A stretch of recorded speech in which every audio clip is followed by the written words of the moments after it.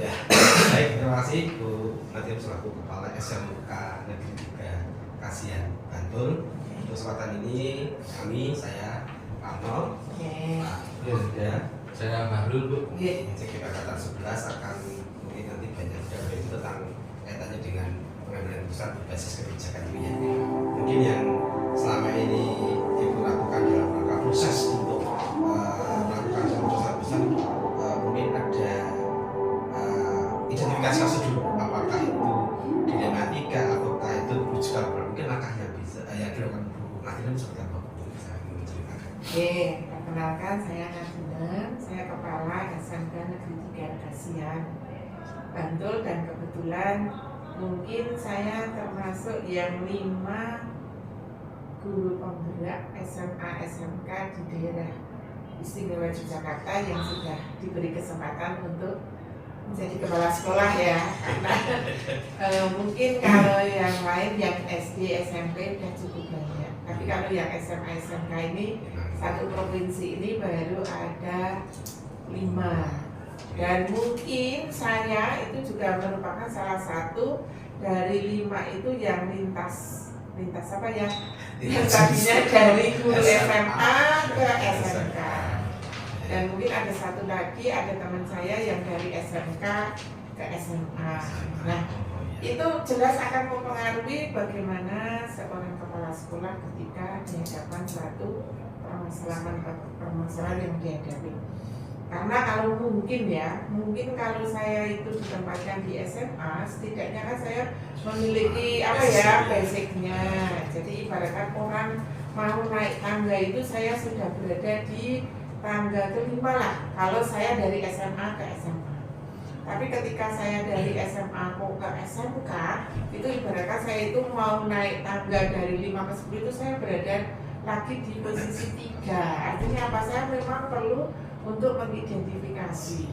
Jelas permasalahannya ini jauh berbeda antara SMA dengan SMK. Jelas visinya saja kan jelas sudah berbeda ya antara SMA SMK. Memang permasalahan sebagai seorang guru penggerak itu justru yang sulit itu ketika menemukan permasalahan ini.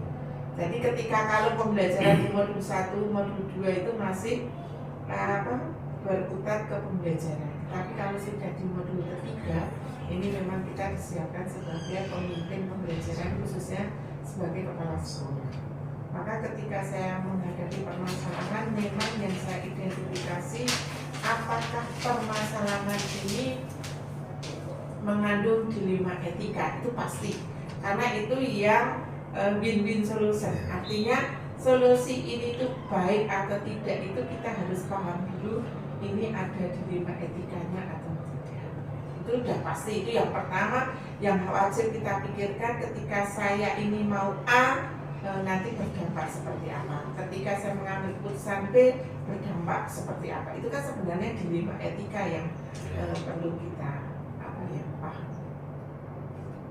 Maka yang paling utama memang yang harus kita pikirkan, ada nggak ini dilemanya. Tapi kalau ini benar salah, pasti itu udah, itu lebih mudah. Artinya sudah secara umum orang lain itu bisa memahami ketika saya mengambil ini ada masalah, putusannya sudah tahu jawabannya. Artinya orang secara umum itu sudah pasti ini pasti solusinya. Tapi ketika ada suatu masalah, ketika saya memberikan solusi ini, dampaknya seperti apa? Solusi ini dampaknya seperti apa? Itu namanya dilema. Dilema itu kan belum pasti apa yang kita ambil ini nanti benar dan diterima secara keseluruhan. Oke, terima kasih Bu Nadia. Mungkin dalam proses tadi yang menurut Presiden itu sudah masuk dilema etika ya Bu ya. Terus kira-kira Bu Nadia dalam proses menjalankan keputusan yang ada kasusnya tadi, kira-kira seperti apa Bu? Karena dua-duanya mengandung benar gitu ya. Nanti seperti apa yang Bu Nadia pernah laksanakan? Ini karena saya awalnya baru ya, ketika ada suatu permasalahan, pasti yang pertama saya mengumpulkan tim manajemen. Seorang kepala sekolah itu mau tidak mau, dan menurut saya wajib ada ring 1.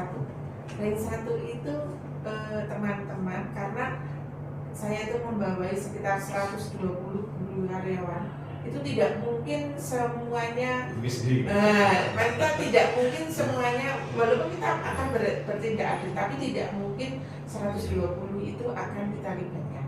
Jadi yang pertama kita harus menetapkan ada ring 1 itu harus ada. Ring 1 itu teman-teman yang khususnya di manajemen, karena saya di sini baru, apalagi guru penggerak itu juga menurut saya disiapkan sebagai kepala sekolah itu di tingkatan manajemen.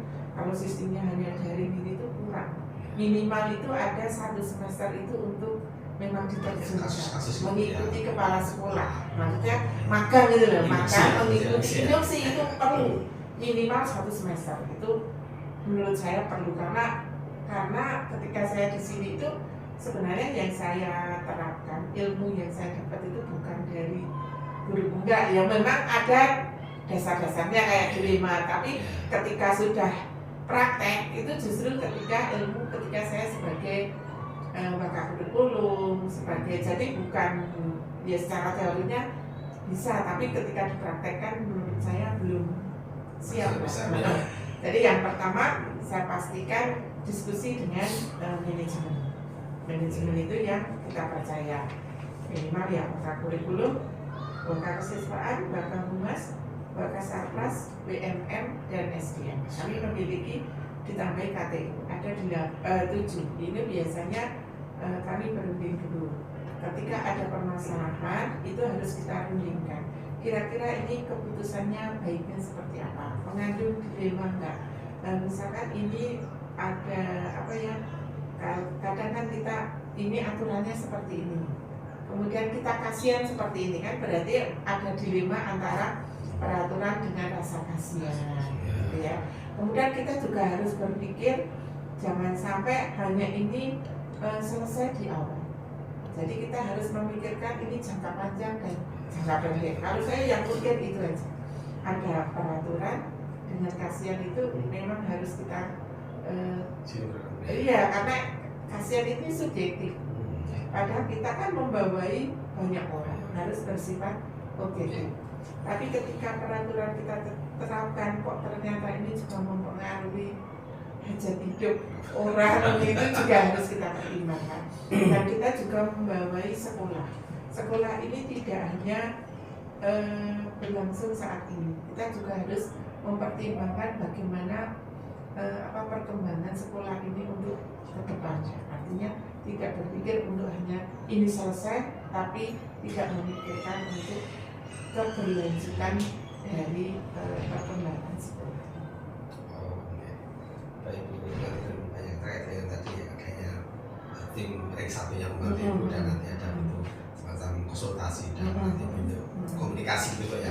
Nah, mungkin bisa kita minta satu kasus mungkin yang nanti itu dilakukan, terus langkah prosedur pasti seperti apa yang bisa dilaksanakan itu nanti.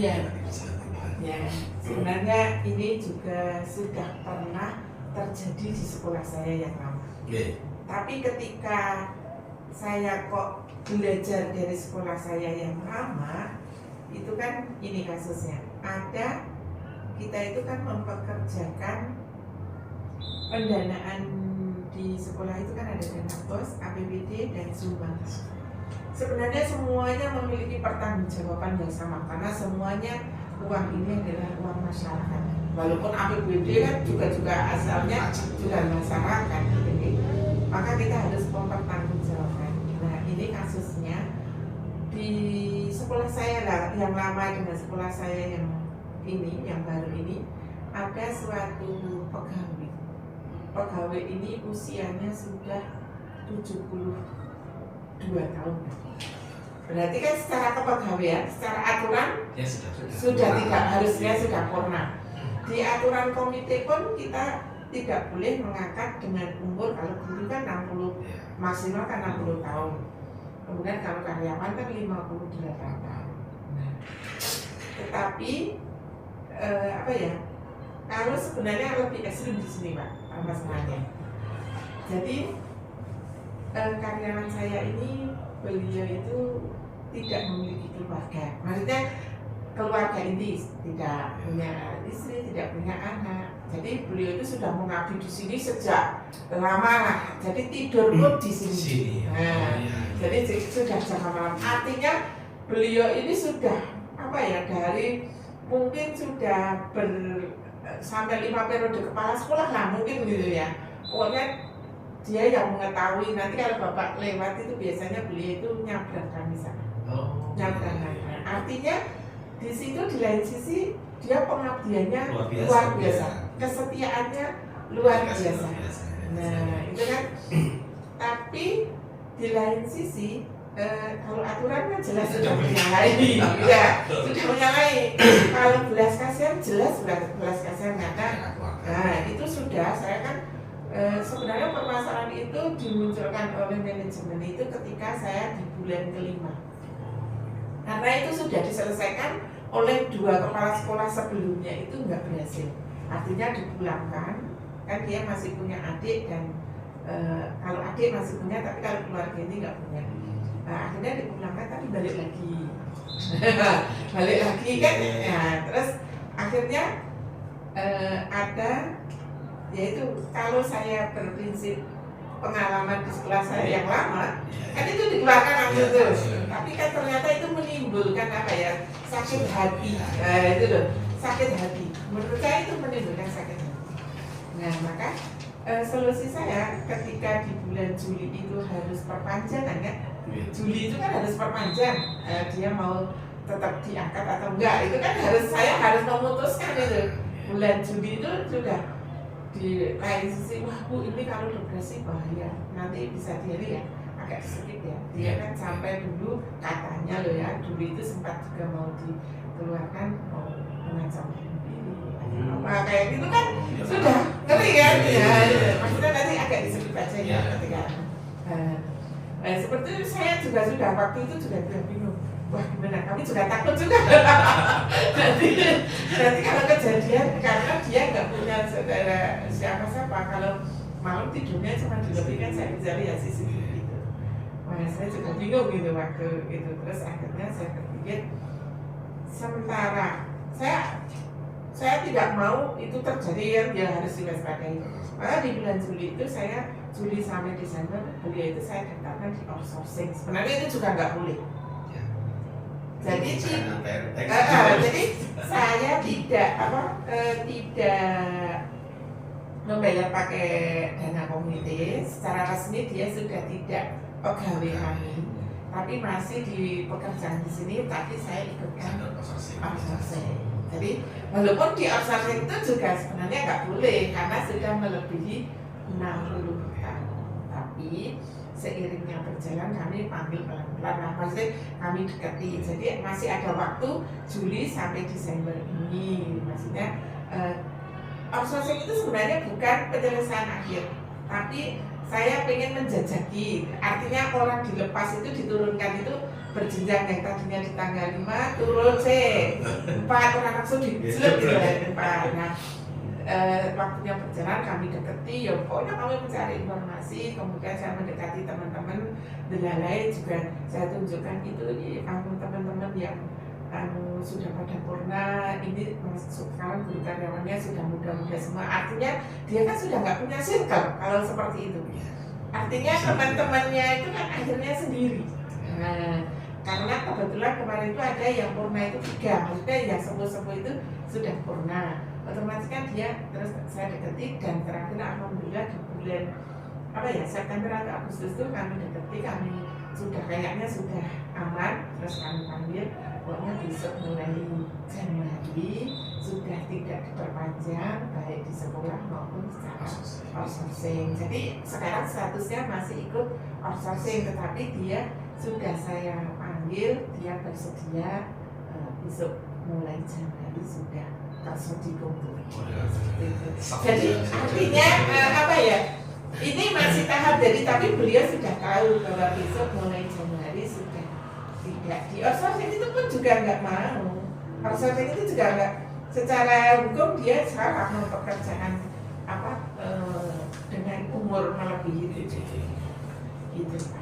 Nah itu memang agak lama saya mempelajarinya itu, nggak kami juga itu kalau dengan oh ini nanti terus mengancam gini ya, itu kan juga harus jangka panjang sama pendidikan. ya, karena kalau saya perpanjang terus itu juga secara sekolah nanti dimereke yang lainnya yang sudah pernah itu. Kalau dipikir semuanya nggak mau pensiun gitu. Kalau ya kan nggak mau. Itu saya juga berpikir bahwa itu harus jangka panjangnya agar tidak terulang lagi. Artinya nek tetap tak gaji terus maksudnya tetap saya angkat sebagai pegawai itu akan memberi dampak yang tak bagus. Nanti yang lainnya pengennya semuanya masih Enggak intensi. Nanti kalau mau wawancara dengan dia siapa ya? itu penjaga malam sekarang. Ya, lalu dari kasus-kasus ya tadi hal-hal apa saja sih yang sudah dianggap itu efektif dalam pengambilan keputusan? Yang saya anggap efektif ya yang pertama kita harus memahami seorang kepala sekolah sebagai pimpinan itu ya harus memahami adanya dilema etika, itu harus paham.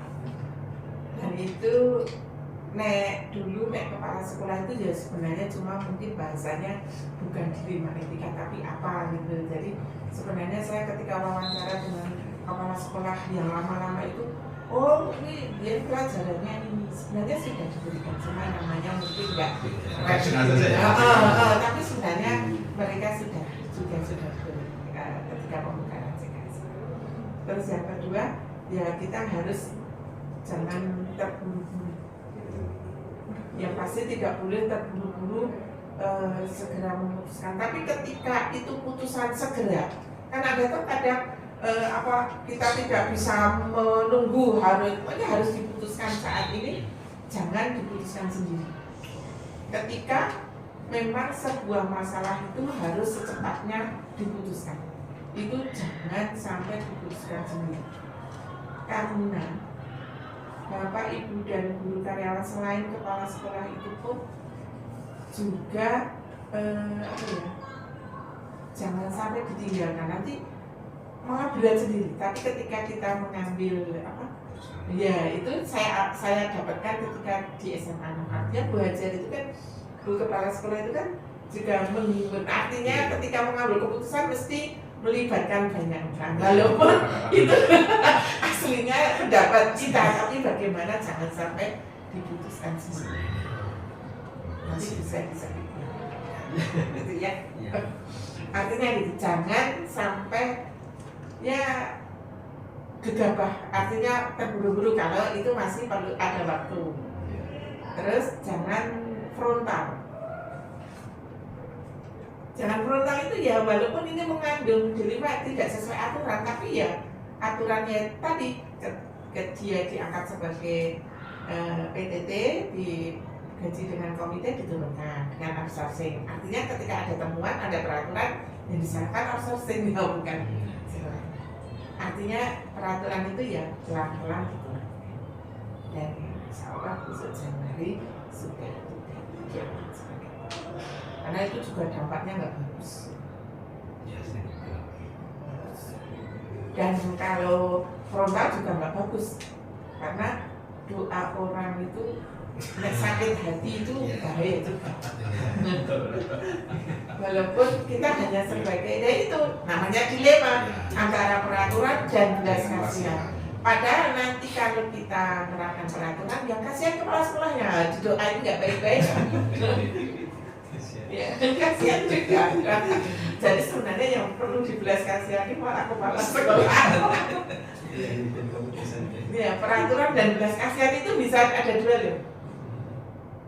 Entah yang dibelas kasihan itu ya, orang yang taat atau yang mengambil kebijakan ya, malah belas kasihan nanti kayak jadian diungkap dalam diskusi itu terjadi orang yang terintimidasi itu mas.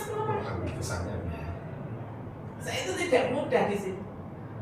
Saya menerapkan peraturan ini dengan murid ya. Saya itu tidak memberi tambahan jam, tidak, pokoknya saya cuma KPM sesuai jadwal. Artinya kalau di SMA biasa sesuai jadwal. Masuk jam 7, pulang 15. Tidak biasa untuk anak-anak SMA. Apalagi di sini ya. Biasanya masuk jam 9, pulangnya di TikTok ada loh. Jam 13 terus berbuka. Sekarang kan tak tutup tuh pintunya. Itu kan aku juga kabar.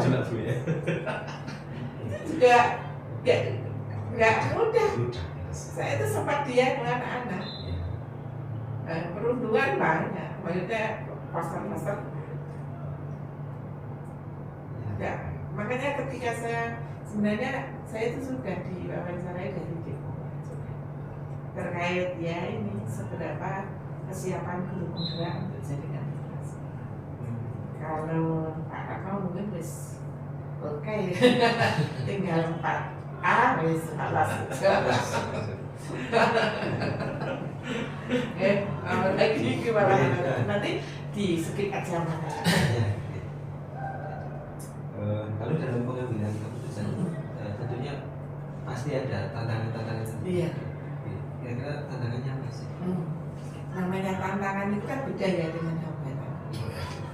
Kalau tantangan saya, apapun keputusannya, yang pertama saya menjunjung tinggi peraturan.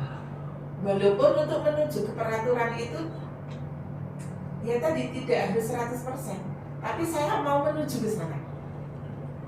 Apapun hambatannya, tetap kita itu sebagai ASN harus taat peraturan. Contohnya yang tadi ya, itu kan tetap saya harus mentaati yang namanya pegawai maksimal 58, guru maksimal 60. Sudah, itu kan aturan. Walaupun untuk menuju itu perlu strategi. Tapi tantangan saya ya apapun kalaupun tidak tercapai saat ini, tapi kita harus berorientasi menuju ke sana. Kebijakan ini berbasis aturan. Iya, namanya kita ASN loh. Kalau nggak sesuai aturan kita ya kan ada apa yang perlu dikasihani apa? Iya, saya ini contoh jam kerja jam 07.00 pulang 15.30. Apakah di tengah-tengah ini gurunya nggak pada pergi? Kan harus kita tantangan itu harus ada.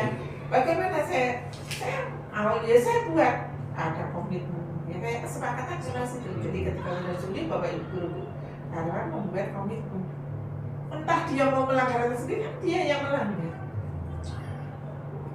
Nanti ada saya buat komitmennya kayak apa. Jadi tantangan saya apapun keputusan dan kebijakan yang saya ambil berorientasi ke peraturan. Walaupun tersiap-siap itu perlu memang proses seni, ya proses, perlu prosesnya. Tapi tantangannya ya itu, pokoknya apapun harus menuju ke penegakan peraturan. Karena entah ini sekolah seni, entah sekolah gurunya seni, tapi kan kita semua ASN Pemda. Tidak ada perbedaan, entah dia guru guru seni rupa, enggak. Pokoknya kita ASN Pemda dengan peraturan yang sama dengan murid. Ini SMSN. Aduh, sekarang selama SMSN masih di bawah Direktorat SMK, ya udah kita ikuti. Masuk jam 7, pulang 15.15, gerbang tutup. 15 sesudah dan 15 sebelum itu baru apapun yang terjadi ya walaupun tarik ulur tapi jangan sampai kalah, maksudnya ya kita tetap menuju intinya itu. Saya loh ya, prinsip saya itu apapun tetap orientasinya ada regulasi yang lalu dalam menyelesaikan kasus tersebut biasanya ibu memiliki prosedur atau membuat jadwal penyelesaiannya. Oh ya jelas. Sebenarnya kalau jadwal tertulis enggak, tapi agenda itu pasti. Agenda itu kepala sekolah itu penting ya. Artinya nanti kapan harus sudah selesai itu ya harus diagendakan. Seperti saya mendapatkan kasus itu kan tahun bulan April berarti karena harus perpanjang di bulan Juli. Nah itu kan harus ada timeline-nya, dan saya juga Januari harus sudah clear, maksudnya harus sudah menuju peraturan tadi. Ya, selesai. Jadi penyelesaian itu ya memang harus ada penyelesaian separuh dulu, baru. Ya, terima kasih banyak. Faktor pendukung dalam proses pengambilan keputusan, terutama dalam kasus-kasus dari etika. Nah itu apakah dari tim manajemen saja atau ada yang lain untuk faktor pendukungnya seperti itu? Ya, yang pasti kalau jadi kepala sekolah itu menurut saya rank 1 itu harus dilibatkan. Dan yang pertama tahu, dan itu tidak harus yang sefrekuensi kita. Justru jangan hanya yang klik dengan kita, justru malah yang tidak klik itu libatkan. Dan jangan misalkan si ini Pak ini dia mengerjakan ketugasan kurang maksimal, terus tidak bekerja, jangan, dia akan senang tidak ada pekerjaan, tapi justru beri pekerjaan lagi. Iya, tapi kita harus rajin memantau. Saya itu paling sekep untuk WA, campur itu hampir semuanya Kak. Jadi rank 1 itu jangan hanya yang sefrekuensi, artinya yang memahami kita. Justru kalau orang-orang yang tadinya tidak paham itu harus kita rangkul, harus kita ikutkan bahwa sesulit ini, dia tidak akan menyamakan terus, karena memang sulit. Iya, misalnya ini, tanya satu-satu. Tadi kan punya 7, satu pendapatnya gimana. Ketika saya mau ini loh masalahnya bandara. Ketika saya mau mengambil ini dilemanya ini, saya memutuskan ini dilemanya ini. Tanggapan satu, tanya semua satu-satu. Terus setelah tadi jangan secara umum, jadi harus satu. Nah itu saya dapatkan selama di sekolah saya yang lama. Bagaimana memanage itu? Kan kita dipaksa untuk mengeluarkan. Ketika kita sedang mengeluarkan, kita tahu akan isi dari Bapak Ibu guru dari manajemen sendiri itu bagaimana. Jadi bisa merangkul semuanya. Iya, justru malah jangan yang tidak begitu itu jangan terus dihilangkan. Malah itu dia akan menguat, dialah yang akan merepotkan kita. Oke, luar biasa sekali. Dari pengalaman Ibu tadi di sini juga saya masih butuh banyak belajar, karena saya pikir wah permasalahan kepala sekolah ternyata di SMK juga luar biasa. Nah ini pengalaman yang paling berkesan yang bisa di-share Ibu kepada kami tentang dilema etika yang terjadi dan bagaimana kita menguatkan sebagai calon pemimpin pembelajaran seperti itu. Ya, yang paling yang ada itu juga ya. Kalau menurut saya sebenarnya saya itu belum merasa berhasil itu dengan anak-anak. Tapi kalau dengan Bapak Ibu guru insya Allah lah. Maksudnya mereka lebih. Nah, menurut saya loh ya. Karena menurut saya belum tentu nanti menurut Bapak Ibu guru benar. Kalau saya itu lebih mudah untuk memberikan pemberitahuan, misalkan Bapak Ibu guru sekarang jam kerja jam segini, itu lebih mudah karena mungkin Bapak Ibu guru sekarang itu kan juga sudah muda-muda, tidak seperti dulu. Maksudnya saya itu sudah berada di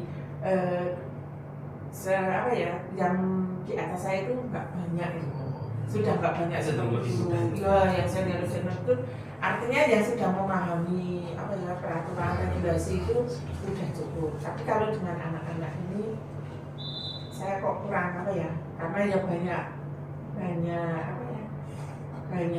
anak ya. Jadi saya anak saya itu hampir 1.100 kan, dari 1.100 orang ini kan juga bagaimana mencari kemauannya mereka itu kan ya agak sulit. Jadi kalau tantangan saya yang terberat itu yang justru anak-anak. Tapi ya saya seiringnya jalan mungkin ya memang saya harus memahami bahwa karakter anak-anak kami itu memang beda. Jauh kalau SMK dengan SMA itu jauh beda. Apalagi di sini SMK seninya apa? Seni rupa gitu. Jadi ya jelas berbeda karakternya. Jadi kalau di tantangan terbesar saya ya dengan anak-anak. Menurut saya kalau anak ini belum berhasil lah, karena saya masih anak ini menerima ini masih apa ya, jam 7.15 itu ya, yang masih telat itu ya sekitar 50-an lah. Daripada yang dulu. Ya, kalau dulu masuk itu jam 9 itu baru mulai, nanti jam 1 wis pulang. Sekarang kan Jadi pengalaman yang paling susah itu tentang mengatasi peserta didik itu. ya apa ya, merangkul anak ini yang belum, karena kayaknya mereka juga belum mau menerima, karena tahu basic saya itu dari SMA itu mereka itu masih apa ya, belum mau menerima gitu. Tapi ya langkah saya ya, saya tidak akan merubah kurikulum apapun. Yang penting anak-anak itu cuma disiplin. Menurut saya disiplin itu baik di SMA SMK itu dibutuhkan. Karakter disiplin kita mau kerja dimanapun, kalau nggak disiplin itu tetap nggak anu. Siapa yang mau membayar yang anak bangun jam 9? Sekarang jam 7 aja kita sudah di Jakarta itu jam setengah 7 sudah sampai kantor semua. Mau seperti apa? Tapi itu belum berhasil. Menurut saya belum berhasil. Tapi kalau Bapak Ibu guru, insya Allah sudah. Sudah. Baik, Bu Katina, Oke. terima kasih untuk Oke. wawancara pada kesempatan pagi siang hari ini. Banyak Oke. hal, banyak ilmu, dan banyak pengalaman yang kami pada luar biasa sekali. Mudah-mudahan nanti apa yang Bu Katina nanti yang baik bisa kita laksanakan nanti ke depan Ya. kita pembelajaran, dan matur sangat ini dan pada kesempatan wawancara pada hari ini menjadi manfaat kita semua dan beribadah. Kita aja Bu Katina. Amin. Kita akhiri ya sesi hari ini. Matur suwun. Assalamualaikum warahmatullahi wabarakatuh. Waalaikumsalam.